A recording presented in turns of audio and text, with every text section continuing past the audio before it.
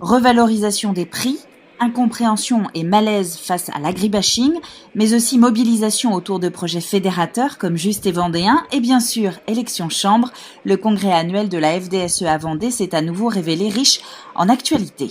On peut avoir quelques lueurs d'espoir par rapport à tout ce qu'on a entendu, espoir par rapport aux productions qui commencent à changer à travers les filières, mais aussi espoir par rapport à ce que Arnaud Rousseau nous a expliqué, comme quoi on doit maîtriser nos produits.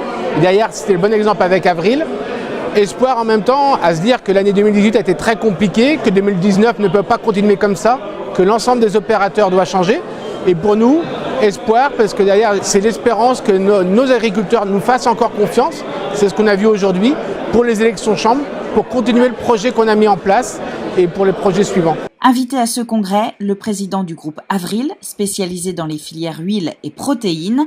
Au terme de son intervention, Arnaud Rousseau retient surtout la mobilisation et la force du réseau vendéen FDSEA. C'est des gens intéressés, c'est des gens curieux, c'est des gens qui questionnent, c'est des gens qui se remettent en cause. Et donc ça me laisse à penser qu'il y a ici les ressources et la vitalité pour rebondir dans un moment, encore une fois, qui est un peu compliqué.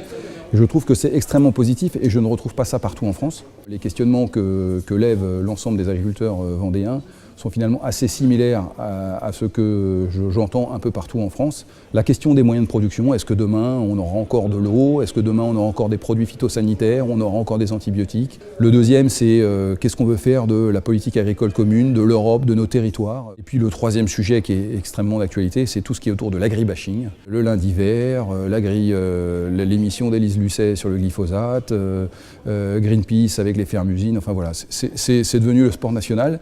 Moi, j'attends d'abord des élus, des parlementaires et au plus haut sommet de l'État qu'on réaffirme l'intérêt qu'on porte à la manière dont on envisage ce métier et à l'attention qu'on porte aux agriculteurs, aux agricultrices français. À 10 jours de la fin des votes pour le renouvellement des élus chambres, les congressistes se sont quittés sur un mot d'ordre plus que jamais d'actualité, voter et faire voter, pour représenter le monde agricole et permettre aux projets en cours de continuer à exister. Merci à tous.